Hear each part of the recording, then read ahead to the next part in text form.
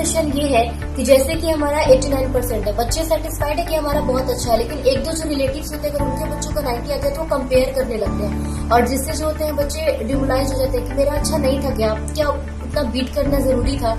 तो मेरा क्वेश्चन यही है कि ऐसे में मतलब अपने आप को आगे कैसे बढ़ाएं और उन लोगों को कैसे इग्नोर करें, क्योंकि हम लोग इग्नोर भी नहीं कर पाते हैं क्योंकि वो रिलेटिव्स बहुत दूर के नहीं होते, हमारे अपने ही आसपास वाले लोग होते हैं, जितना पेरेंट्स प्रेशराइज नहीं करते हैं। तो इससे मोटिवेट कैसे, उन्हें इग्नोर कैसे करें? आई थिंक ये क्वेश्चन बहुत ही अच्छा क्वेश्चन है, बिकॉज ये सवाल, ये कंफ्यूजन, ये थॉट हर स्टूडेंट के मन में आता है एक ना एक बार, जो स्कूल में है या कॉलेजेस में है या कोई ना कोई बड़ी डिग्री कर रहे हैं। और शायद कभी ना कभी मेरे मन में भी आया होगा। इसके लिए आई वुड से कि मैं आपको सिर्फ 2 पॉइंट्स बताना चाहूंगी, वेरी सिंपल, वेरी इजी। अगर आप इन दोनों पॉइंट्स को अपने लाइफ में ले आए या लाइफ में अपनी प्रैक्टिस करें तो शायद आप इन चीजों को, इन कमेंट्स को इग्नोर कर सकते हैं, जो बहुत ज्यादा जरूरी है। So I think first and foremost जो सबसे इम्पोर्टेंट चीज है, द मोस्ट इम्पोर्टेंट थिंग, जो जरूरी नहीं कि कॉलेज स्टूडेंट्स को या स्कूल स्टूडेंट्स को, हर व्यक्ति को, हर इंसान को अपने जीवन में इसको लागू करना चाहिए, इसको प्रैक्टिस करना चाहिए, and that is value yourself. जब तक आप खुद को वैल्यू नहीं करते, जब तक आप अपने बारे में अच्छे से नहीं जानते, जब तक आप अपने आप से प्यार नहीं करते, जब तक आप अपने आप की इज्जत नहीं करते, तब तक सामने वाला भी नहीं करता। और अगर आप अपने आप से प्यार करते हैं, खुद की इज्जत करते हैं, खुद को वैल्यू करते हैं, तो अगर सामने वाला नहीं भी करता तो आपको फर्क नहीं पड़ता है। And I think this is the most amazing thing. अगर ये चीज आपने सीख ली है तो आपको कभी किसी की कोई भी बात का फर्क नहीं पड़ने वाला।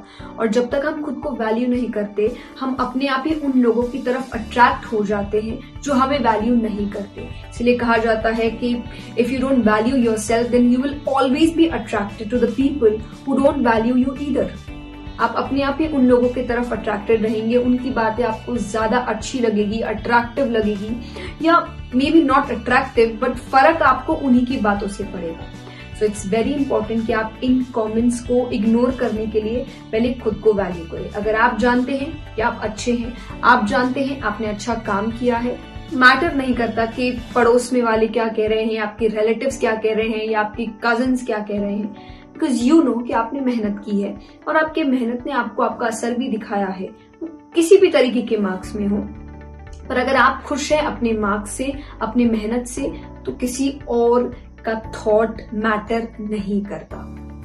सेकंड इज, आप ये समझ जाइए, अपने लोगों को, अपने लव्ड वंस को प्रायोरिटाइज करिए। ये जानिए कि सच में आपके अपने कौन हैं, आपके लव्ड वंस कौन हैं जो सच में आपसे प्यार करते हैं।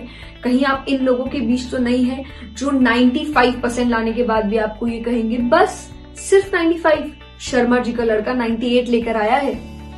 प्लीज ऐसे लोगों से दूर रहिए, ये आपके अपने नहीं है। नो मैटर आपका क्या रिश्ता है उनसे, लेकिन आप उन लोगों को अपने से थोड़ा दूर रखें। और दूर रखने का मतलब ये नहीं होता कि आप उनसे बात करना छोड़ दें, आप उनको ब्लॉक कर दें। नो, अंडरस्टैंड कि किन लोगों की बातें, उनके थॉट्स, उनकी एडवाइसेस आपको मैटर करती है। फॉर एग्जाम्पल, मेरे लिए मेरे पेरेंट्स के अलावा और किसी की बात मेरे लिए उतनी मैटर नहीं करती।